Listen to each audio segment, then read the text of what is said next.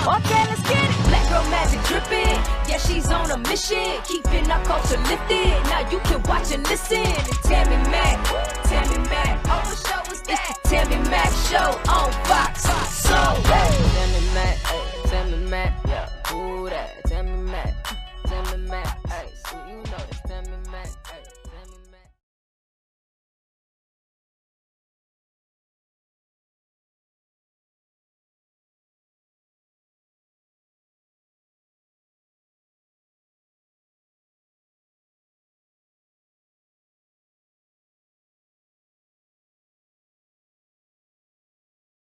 Of their own. Even to this day, people in our community have been accused of selling out for financial gain, political advantages, and even for something as simple as social media clout. Woohoo! Tonight, the business of being Black are sellouts. And who better to have this spirited conversation with than guests that I personally enjoy? Please welcome author and activist Reverend Jesse Lee Peterson. Hi, Reverend Peterson. How you doing? Hi, hey, Tammi. All is well. Thanks for having me on. Doctor of Clinical Psychology, Dr. Umar Johnson is with us. Dr. Umar, hey. Good evening, Queen. Glad to be with you. And the president of the African History Network, Michael Imhotep. Hi, Michael. How are you tonight? How you doing, Miss Tammi Mac? Thanks for having me back. I'm doing absolutely wonderful, and it's lovely to see your face on this show. So thank you.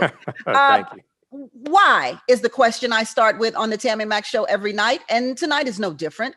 Why should Black people care if they're a sellout or not? I'll give it to you first, Michael. Why should Black people? You're talking about the individual person.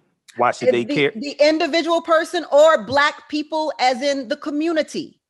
Well, if we take the community first, the collective, a person who's a sellout will purposely do things that are detrimental to the African-American community for personal gain, financial position, what have you, from my basic understanding of sellouts. So I think, and this can be in various forms. So the community has to be concerned because of the damage, the harm that it can do to the collective, to the community. The individual should be concerned because of, one, they are part of a collective. It's not just this individualism that like really became popular in the 1980s here in the US, is rugged individualism. You're part of a collective. You're part of a whole. You're part of an African village, whether you realize it or not. So I think you have to be concerned about what you contribute to the community, what you contribute to society, what type of energy also you put out into the universe. And then there's a universal law called karma, what goes around comes around. Yeah. All right. Reverend Jesse, why should Black people care about the word sellout? Well, in reality, there's no such thing as sellout. Our battle is a spiritual battle. It's a warfare between good and evil. And when the Black people, most Black people today are in a fallen state. They don't know God. They don't have love. They come from screwed up families, so they're very angry. And in their state of anger, they're very judgmental because they have a big pride about them, which is the nature of Satan. And so when other Blacks overcome that fallen state and return to what is right and love what is right and love God with all their heart, soul, and might, and their neighbor as themselves, the Blacks who are in a fallen state cannot handle that because they're very judgmental. And what they try to do in their state of evil, they try to keep other Black men and women down because they hate good. And if you notice, Tammi, most Black people today don't believe in God. Most of them are evil and they hate good. And that's what the primary state is. So they'll blame somebody else for their problems rather than facing them themselves. And you can always tell a man or a woman who is in a fallen state, they blame everybody else for their failures. And most Black people are doing that today. Dr. Umar, sellout. I would say that when you deal with the concept of the sellout, you have to deal with it within the context of post-traumatic slavery disease. I always say that the Negro is one of the greatest creations of the modern era because the Negro is the only organism that will work against its own best interests. without being paid to do so. And when we deal with the politics of selling out, we have to recognize that selling out is extremely accepted in the Black community, because the Black community has never created a code of conduct for its members. Every other culture, although they are not monolithic, they do not live in a utopia, but they do have a code of conduct. We have never created such a code in the modern era. And because we haven't created a code, a lot of people can ignore the accusation that they have sold out, because every person has their own definition, which is based on their own personal commitment to the Black community. So for example, to Dr. Umar Johnson, if you date outside of your race, you're a sellout, because protecting and maintaining the traditional Black family, in my opinion, is something that all of us should be in the business of doing. But for the next person, dating outside of your race may be accepted. Some people would see a Black person worshiping an image of Jesus as a white man as clearly being indicative of selling out. But someone else would say there's nothing wrong with worshiping Jesus in the image of your oppressor. And so we have different levels of commitment to the Black community, and those different levels of commitment, Tammi, dictate how high of a bar we set for one another.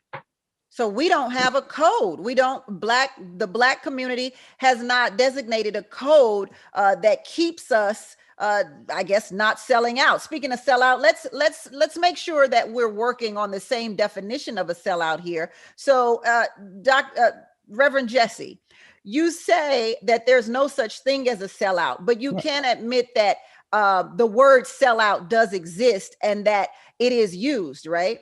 Yeah, it is used, just like the word racism. We all know that there's no such thing as racism. It's a word that made up to deceive the blind. And so when they use the word sellout, it's meant to divide and conquer. But if you're not in a fallen state, meaning that Satan is not your daddy, you can see the game that's being played. Like Dr. Umar just said, he just spoke as a blind man. He has no idea what he's talking about, because there's no such thing as slavery syndrome or whatever he said. Our battle is a spiritual battle. It's either right or wrong, good or evil. And in the good old days, when boys were boys and men were men, men knew that, and they led their wives and children in the right way to go. And they did have a conduct of morality. They treated everyone they would like in the way that they would like to be treated, never mind the color. They taught their children how to work and be responsible and not blame and whine. And they didn't put it out there as though they couldn't make it. Dr. Umar Johnson just made up words. Reverend Jesse, I don't think we should suggest that one person knows more than the other, in a sense of you saying you know it all and anyone else on the panel knows less. That's a little unfair. Yeah, well, I may not know my flowers, but I know Dr. Umar Johnson is blind and that he's wrong. And he doesn't know God. So he's telling people words, fancy words, in order to deceive them. If you knew that our battle is a battle between good and evil, then you wouldn't make up words in order to deceive. You would tell the truth and hope that those who are blind may wake up and see the right way to go. I grew up on a plantation down in Alabama under the Jim Crow law. And back then, Black people— There were no slaves on that plantation? Well, yeah, they had, matter of fact, my grandparents' parents ran the plantation, but they weren't slaves when I was growing up. And the point is, Black people had a sense of morality then, and they loved what was right. They worked hard. They loved their country. They didn't blame because the men were leading the way. Hold that thought, Reverend Jesse. Now the Black men saw like women. Hold that thought, Reverend Jesse. Dr. Umar, go ahead. I don't want him to bring your name up and not allow you to respond. It's okay. I had been on Reverend Jesse's show before, and they have been trying diligently to have me come back. And one of the reasons I did not return to the show is because I believe that Jesse Lee Peterson knows better. In fact, he would be a textbook definition of a sellout, because he is the type of Black man who will bend over backwards to absolve the American white power structure of any responsibility for what happens to Black people. And like many sellouts, they always ignore or they try to retreat away from acknowledging the role that systemic racism plays in the life of Black people. Racism is not only about the individual mistreatment of Black people, it is about the systemic mistreatment of Black people. See, racism is a system that all white people participate in to disadvantage all members of another group. So you don't opt in, you don't opt out. And members of the target group don't opt in or opt out. But what they can do, as Jesse Lee Peterson has so effectively done in his career, is they can identify with the power structure. They can identify with white racism, and they can carve out a niche for themselves by defending the racism that is attacking Black people, as opposed to defending Black people against that racism. A Black man in America who does not stand up for his people and in turn aligns himself with the structure that is eating away at the opportunities of Black people can go very far in this country. Senator Tim Scott is an example. Jesse Lee Peterson is an example. And we will continue to create these types of personalities, Sister Tammi, if we don't come up with the code and if the Black community doesn't start holding its members accountable for dysfunctional behavior. We're going to take a quick break and come right back on the Tammi Mack Late Show on Fox Soul. Welcome back to the Tammi Mack Late Show on Fox Soul. Tonight, the business of being Black are sellouts. Are you a sellout? Is there such thing as a sellout? Let's go to the chat and find out what they're saying. Maya Magahi says, this panel is lit. Hakai says, queen. Joy says, hey, y'all, I'm sorry I got consumed at work, but I'm here now and happy to be. Incog says, uh-oh, Dr. Umar Johnson, it's about to be lit tonight. And then, hold on here. Where are we?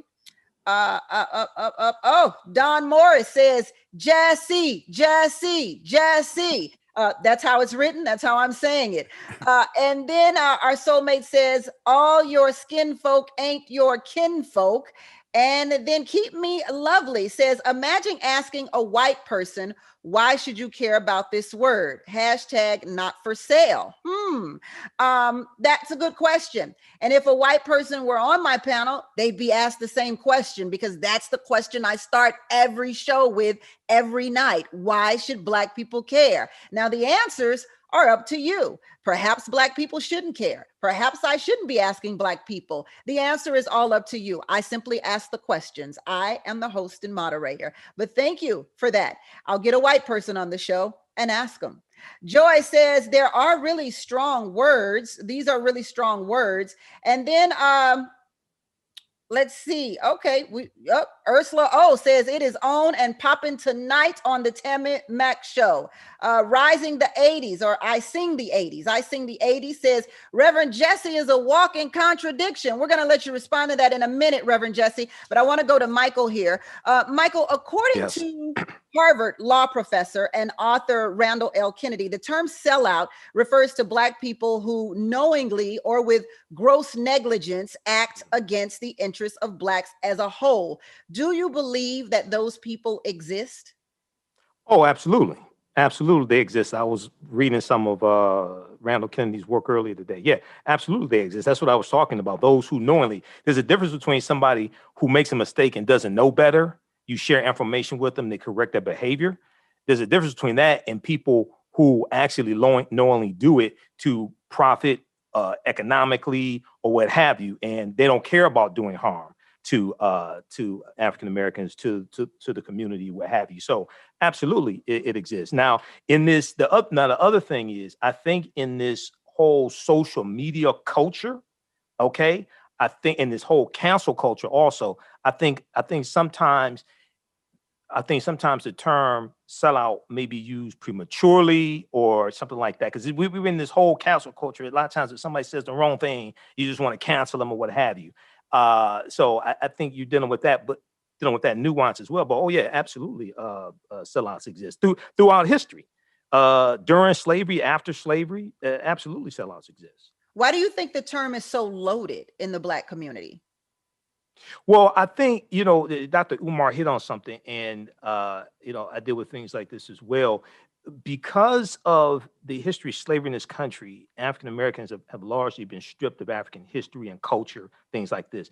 Our culture, and two of my teachers, Dr. Leonard Jeffries and Professor James Small, and Dr. Umar knows who they are. They talk about how African history and culture gives us our foundation. It gives us our VIPs, our values, our interests, and our principles. And this gives us a cultural paradigm that we see reality through, but this gives us some type of code of conduct, as Dr. Umar was talking about. So when you deal with other ethnic groups in this country, for the most part, they have their history and culture intact to a certain extent, and this gives them that code of conduct he was talking about. That gives them that foundation. Largely for us, it's been taken away from us, and many of us, in various ways, been trying to take back, reclaim certain aspects of it, but we're operating at a deficit, So sellouts definitely exist. The Reverend Jesse, we got soulmates in the chat for you. One from None says, Jesse holds Black people accountable. But Deja E says, Reverend Jesse claims folks don't know God, but he sounds the most judgmental and hypocritical than anybody. What do you say to that? I guess she's saying hypocritical in a sense of, you say you were raised on a plantation, or your parents were raised on a plantation, but how can a plantation exist if there were no slaves? So that in itself would be kind of incongruent or hypocritical. What do you say to that? Once upon a time, there were slaves in America. That is not happening today, and it wasn't happening when I was growing up in Alabama. This idea that slavery is the cause of the lack of morality for Black people is insane. It's just another sign of an illogical mindset. Because when I was growing up, the bathroom was outdoors, outside bathroom. I had to work the cotton fields and things like that. But it was the character of the man or the woman that counted. And when I was growing up, Black people at that time were known to be men and women of character. Today, Black people, not all, but most, are known to be men and women who lack character. The world knows that Black people are suffering not because of this phony idea of racism, slavery, systemic racism, and all that crap. They know that Black people are immoral, that they come from failing parents, and that they hate everybody, and they have no love. But everybody that's not your story, is it, Reverend? But they're afraid to tell the Blacks. That's not your story, is it, Reverend Jesse? Is that your story? No, because I was raised differently. I was raised to treat all in the way that I would like to be treated, to be fair and to be honest, because you're either children of God or children of Satan, and it has nothing to do with the color. And the children of God cannot hang out with the children of Satan because they have their hearts are wicked, and they have illogical mindset. The two men that just spoke, it made no sense. But so I'd like for you to teach me. They don't have a logic. Reverend Jesse, I would like for you to teach me for a moment here. Yes. Please break me away from tradition and what I've been taught in the white schools that I've attended that suggest that there was this society in America that wouldn't allow white people and Black people to drink from the water fountains. Did the white institutions I attend teach me that wrong, or was that correct? I'm ready to learn from you. Well, as a matter of fact, when I was growing up, I remember the colors only signs and the whites only signs.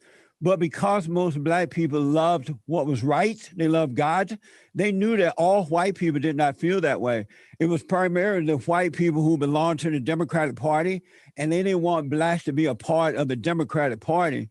And so that's why the Blacks started the Republican Party, because the Blacks. So when we dealt with for Black only signs, for white only, common sense said it wasn't everybody. It was those who serve evil. But it was majority of the white people. We can agree with that. No, right? It wasn't the majority of Black people. It was a few. I said majority of the white people. I'm sorry? Let's get back on to sellouts. Dr. Umar. Yes, ma'am. And I would like to respond to him, if I may, Sister And it Tammi. wasn't a majority of whites. Thank you. Go ahead, I Dr. want to clarify something when we talk about racism. Racism is not an individual personality fault. It doesn't of white exist, people. man. Racism is not about individual personality. Racism is about systemic injustice, systemic bias, systemic disproportionality, systemic discrimination. You do That's not opt dumb. out of you do not opt out That of is racism. dumb. All white people benefit from and participate in racism. So whether your ancestors owned Black people or not is irrelevant. And the reason it is irrelevant, Sister Tammi, is because even if your ancestors didn't own Black people, they worked at a job that was created because of the enslavement of Black people. So there's no such thing as slavery did not impact my family. Just like in today's America, all white people benefit from the mass incarceration of Black people. They benefit from the miseducation of Black children. They benefit from the police brutality against Black people. So I want to make sure we are clear. What you're saying Racism is not about individual white people but what you're choosing to saying hate is a Blacks. lie. Racism is about the system of racism That's a that lie. controls opportunities and resources, Sister Tammi. Racism is not about the attitude. It's about the control of resources and opportunities. Tammi, that is not true. This is why we have to we must get to know ourselves so that we can overcome that fallen state. Dr. Umar is evil for putting out a lie like that or lies like that because people are going to believe in let's it. refrain from calling people names. Okay, Reverend but Jesse. he's not telling the truth.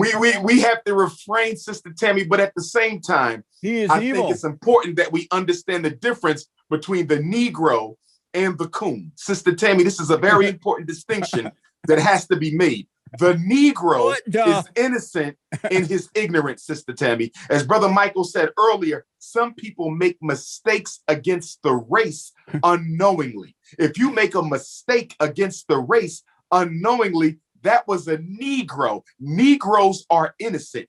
They think white people are more intelligent. They think Jesus is Black because they haven't been taught any better. But a coon knows better.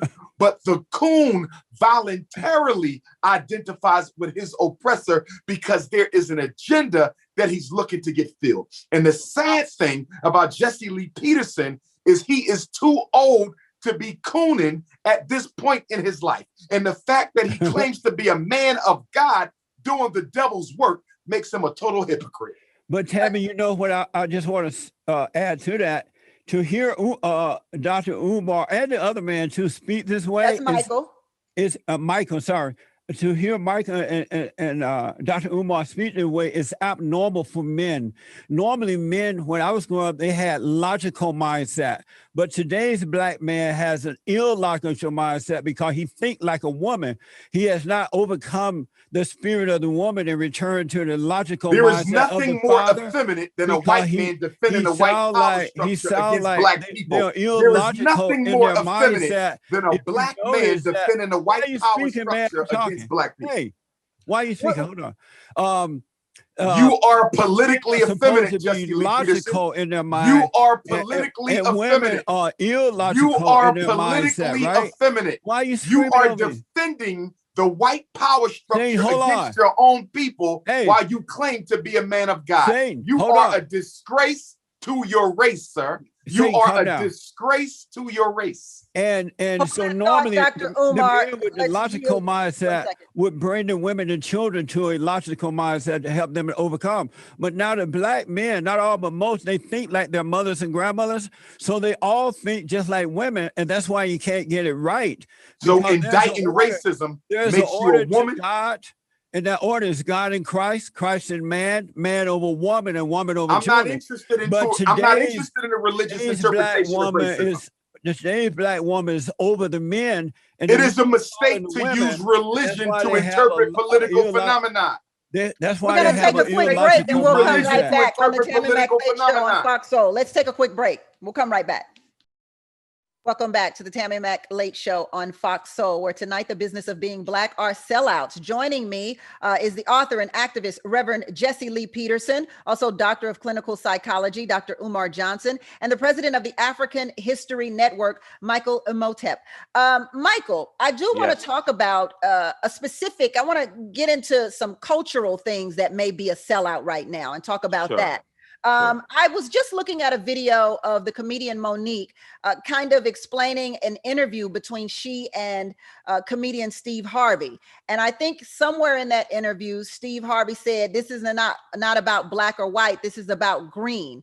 And Monique said, and that's what I'm not going to do. I'm not going to lose my integrity for the green. When Steve Harvey went to visit President Trump, the Black community turned on him slightly. He got him back, but they definitely turned on him for making that visit to the president. Why? It would seem to me that if there is a president of the United States and you want him to do some things that are beneficial to your community, you would have to visit him at the least, right?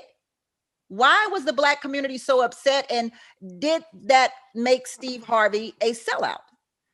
Well, here's the thing. I think I remember the conversation between Steve Harvey and Monique, and I can understand Monique saying, "I don't want to give up my integrity for the money," because in Hollywood, or as some people call it, Hollyweird, you have a lot of people who are willing to give up their integrity for the dollar and do anything for the dollar. So I can understand that from Monique's perspective.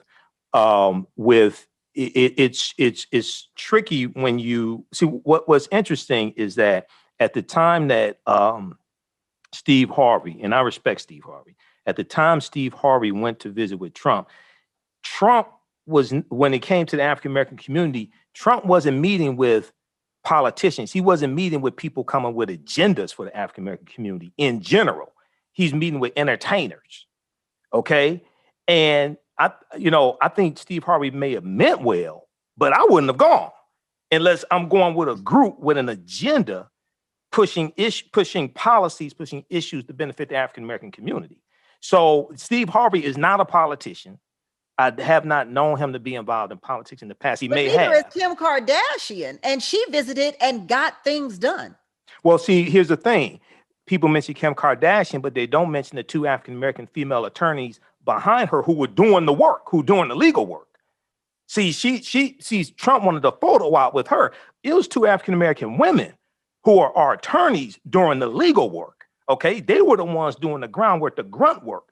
So oftentimes when they talk about a Kim Kardashian and you see the photo in the White House with Trump and things like this, they leave the sisters out who are really doing the work, who are the attorneys. Well, I think I'm speaking specifically of the optics of it all. It seemed as if Kim Kardashian could go to Trump and ask for some things and get it done. And perhaps it was part of the tactic to have the two Black girls not really be recognized in order to make the accomplishment. I don't know the answer to that. So what would she got some commutations. Alice Johnson was one of them. Right. Got a commutation for, right? Okay. We're happy that she got out. But she was never considered a sellout. Steve Harvey was. Right. Well, who, you mean Kim Kardashian was never considered a sellout? Right. Well, she's white.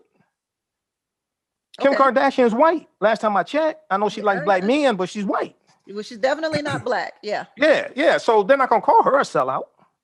No. But I think I saw an interview that Steve Harvey did with D.L. Hughley, and he said if he had known the type of backlash he was going to get, he would not have gone to meet with Trump. And also the backlash his family received.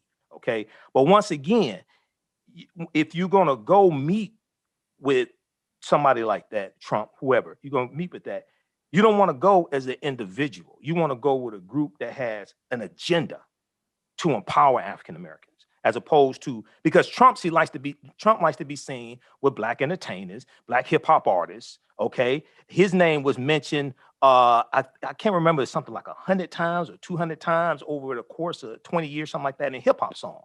Okay, So Trump liked to be around that, all right, and use those photo ops. So we have to be smarter than that. Dr. Umar, Michael says he wouldn't have visited Trump. I'm curious to know, would you have? Yes, I would have. It is important that we as African people always speak truth to power when given an opportunity.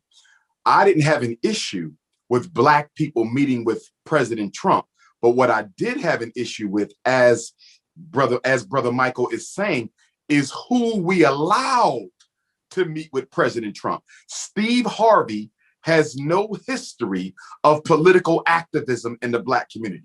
Steve Harvey has no history of speaking up to the white power structure on behalf of Black people. So although I would have had no problem with a Black activist or organizer meeting with President Trump, I did have a problem with Black celebrities meeting with President Trump. That was the issue. And would as you it consider relates them to sellouts? Say that again. Would you consider them sellouts? Who?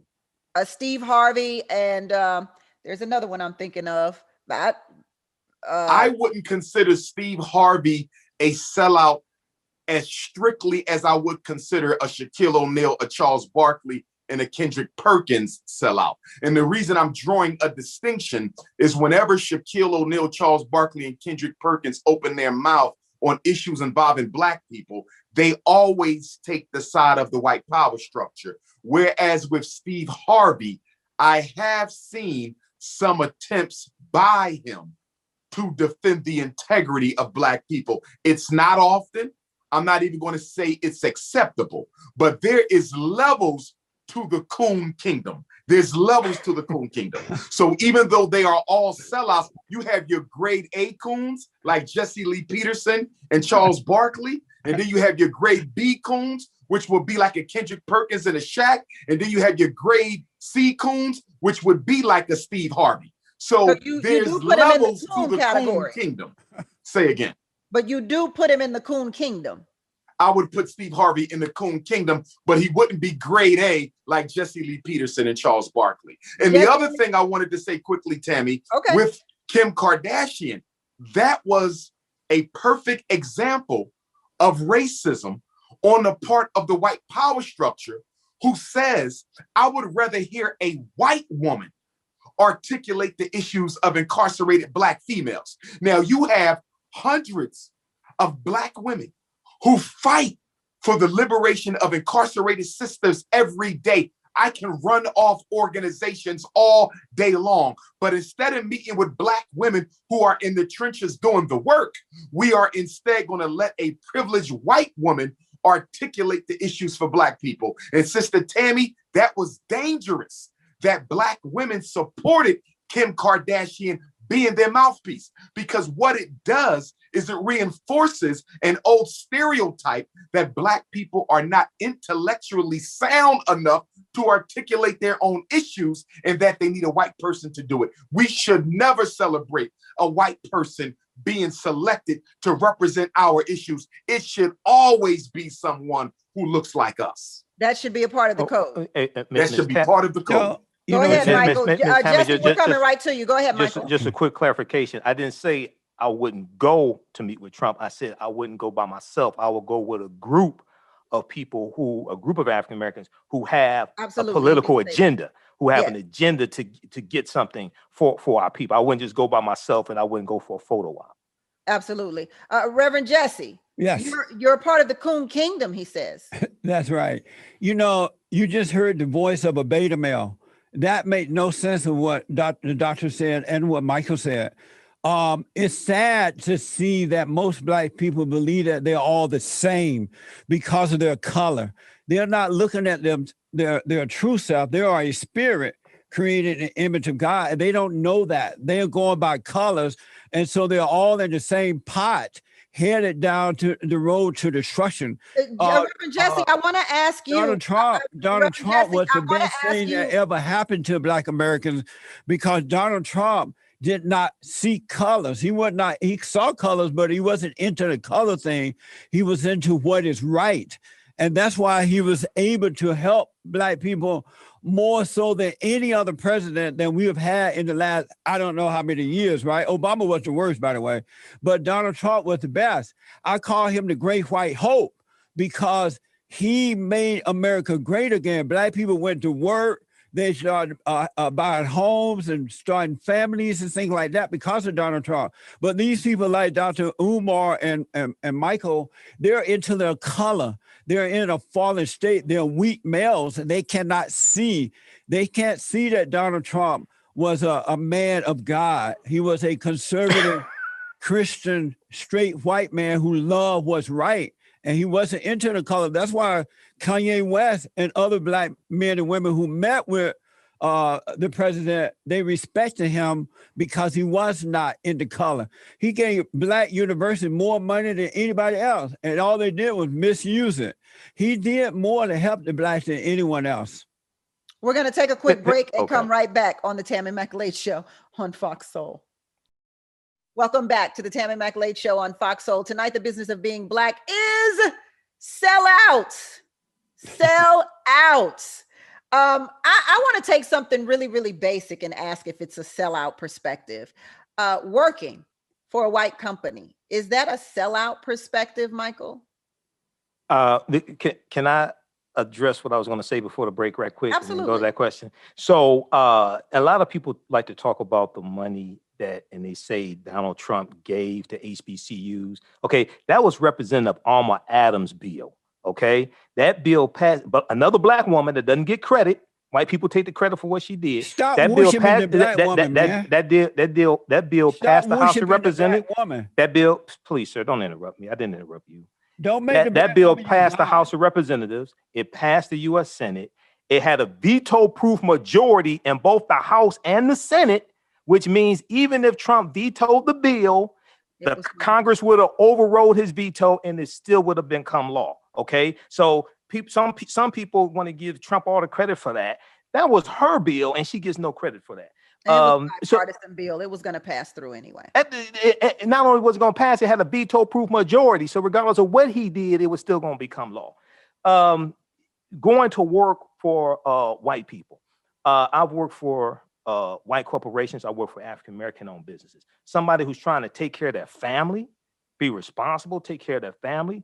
If they work for a white corporation, or a white company or something like that, I don't look at them, okay, you're a sellout because you work for a white company. Now, if they are, I don't want to use certain terms, if they are putting on a minstrel show at work, see, that's something different, okay? You can work for a white company, but not put on a minstrel show. Just because somebody works for a white corporation. The other thing is, when we look at these corporations, General Motors, I live here in Detroit. Lived in Detroit almost 50 years. I'll be 50 in June. General Motors, Ford, Chrysler.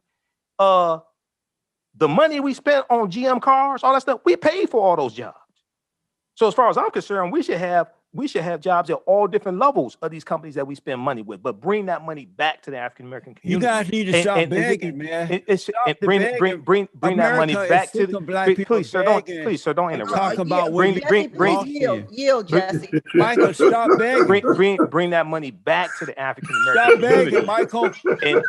And you utilize that money to help empower African-American-owned businesses also. Okay? Michael, men don't beg. Stop doing that. Please, sir, don't interrupt me. But you're begging, man. I'm holding back on you because I respect my elders, but stop begging, Michael. What men do? I'm not begging. Men make things happen. They don't beg. They don't blame. Jesse, you wouldn't know a man if you met one. They don't want reparations. They make their way. The Black man when I was growing up, they made their way. They didn't beg the white man for anything because they didn't. It's not begging white people. Wait a second. White men were superior. If you go back to if you look at the Homestead Act of 1862, that was a massive land giveaway of 245 million acres of land that mostly went to white people. Okay, if you want to talk about how white people got over in this country, it was by stealing the land, reallocating the land, enslaving African people for 246 years, Those are passing laws that disenfranchised us, locked us out of voting. Then after the Civil War and after Reconstruction, 1877, because I always notice black conservatives, is two things you don't want to talk about. One, you don't want to talk about the compromise of 1870. No, you interrupted me. All don't you're say doing excuse is making you. excuses. No. Slow down. You Slow sound down. like a female. Slow down. I know Jesse, you catering to the white people that donate to your show. But it's two things that black Republicans don't want to talk. And I'm not against black Republicans. I have friends that are black Republicans. You don't want to talk about the compromise of 1877, which was the compromise between the Republicans and the Democrats. And the Republicans agreed to remove the Union troops out of the South that reinstituted the Jim Crow laws, and the Union troops were protecting the rights of the newly freed slaves to a certain extent, because that's what the Democrats wanted. And you don't want to talk about the Lily White movement of 1928, which was the effort of Republicans to push African Americans out of the Republican Party and get Herbert Hoover elected as president in 1928. Now, if you want to have that conversation, we can have that conversation. It's not going to turn out the way you think it's going to turn out. Michael, it's time to stop asking for freebies. I understand the women doing that because you ever studied the Farmers Home Association 1930? I understand why women are doing it, but hold on, Michael. You're going to talk about the $26 billion that white farmers got from the Trump administration, and black farmers got 1/10 of 1% freebies. Michael, I understand the women doing Jesse, that is a good question. That is, he doesn't want to deal with that. Jesse, that is a good question. So let's answer that question. You say that black people want freebies, but Michael just talked about a huge freebie for the white farmers. Are we not gonna? We're just gonna gloss past that?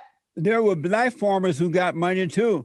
They got 1/10 of 1% or $26 billion. She asked me the question. Hold on. Hey, they got 1/10 of 1% of $26 billion. They got $20.8 million. Tammi, as I was saying, there were black people who received the money too, and what Michael is talking about happened over 100 years ago or so. And those days, 2020 under Trump. Days are behind us. That just happened last year, Reverend Jesse. Where you been? There were black people who received it last year too, but you're not hearing about that. But what I want to tell you, Tammi, it's time out for black people to stop begging. I'm sick of it. We can make our own way. Black people can make their own way if they get up and do it. That's why we have to overcome this cultural thing, because blacks who are into their culture, they think that all blacks are just like them, begging and blaming and whining and talking about 150 years ago and all that. Why not live now? The blacks didn't do that when I was growing up, especially black men. They need to stop begging for freebies. America is an amazing place, right? And whatever you want to do in this country, you can do it. You can make it. That thought. Okay, yes, that is true. That is so true. I'll have to agree with you on that, Reverend Jesse. Whatever you want to do in this country, you can do. Yeah. Dr. Umar, earlier you talked about black men shouldn't date white women. Frederick Douglass was labeled a turncoat by many African Americans because he married a white woman. He was also criticized for his willingness to work with slave owners to seek a peaceful end to slavery. So what are your thoughts on that? Was Frederick Douglass a sellout? Let me take the second point first, that Frederick Douglass was willing to work with slave owners to bring a peaceful close to slavery. That is incorrect. Frederick Douglass had always maintained that slavery would not end except with blood. If there was any collaboration with slave owners, it was in discussion, because Frederick Douglass at one time worked with William Lloyd Garrison, who used moral persuasion as the primary weapon to end slavery. Frederick Douglass fell out with him because he knew that trying to convince white people that owning black people was morally wrong was not going to end the institution of slavery. So whoever made that comment was incorrect. Now let's go to the first point, that his second wife was a white woman who he married at a very old age. Was it acceptable? Not to me at all. But what bothers me, and what I do consider to be another act of racism and discrimination against black women, is the fact that Anna Murray Douglass, who is the mother of all 5 of his children and his wife for nearly 50 years until she died of illness, who helped him escape from slavery to freedom, who came up with the escape plan, who made the escape outfit, who created the false free slave paper that he used to pass from Maryland through Pennsylvania and up to New York, she never gets mentioned. She never gets mentioned. We always skip over Anna Murray Douglas, his lifetime partner, for the white woman who he married just a few years away from the grave himself. I don't accept it. Important. I don't accept it, Sister Tammy, but can we please show respect to Queen Mother Anna Murray Douglas? She is entitled to respect, and Black people have to stop skipping over his real wife for the woman he spent the last few years of his life with. Tammy, let me tell you this about the Black farmers. So do you farmers think are getting a huge freebie from the USDA today, right? According to the Washington Post, $5 billion of Biden's stimulus package is going to benefit Black farmers, but they're still going to be begging. It's not going to satisfy them because it's not the lack of material things that Blacks are having a problem with. It's the lack of moral character. Blacks are immoral, not all, but most. And we're going to take a quick break. We'll come right back on the Tammi McLeod Show on Fox Soul. Welcome back to the Tammi McLeod Show on Fox Soul. I want to thank my guests, Michael Imhotep and Reverend Jesse Lee Peterson and Dr. Umar Johnson. Michael, I want to talk about your podcast, the African History Network. What is that all about? The African History Network show. Well, I'm on 6 days a week. We focus on educating, empowering, and inspiring people of African descent throughout the diaspora and around the world. We deal with current events, politics, history, a number of different things. People can visit my website, AfricanHistoryNetwork.com, AfricanHistoryNetwork.com for more information. Also, there's information on my website about my 9-week online course that I teach on Saturdays, Ancient Kemet, the Moors, and the Ma'afa, Understanding the Transatlantic Slave Trade, what they didn't teach you in school. And follow me on my Facebook fan page, The African History Network, The African History Network, and my YouTube channel, Michael Imhotep, IMHOTEP. Dr. Umar, what's going on with the school? Where can we contribute? What can you tell us about it, or is there something else you'd rather discuss tonight? Oh, that's fine. Brothers and sisters who want to support the renovation efforts at the Frederick Douglass and Marcus Garvey Academy can do so on the Cash App at $FDMG School. I repeat, on the Cash App, $FDMG School. Also on PayPal at paypal.me/FDMG Academy.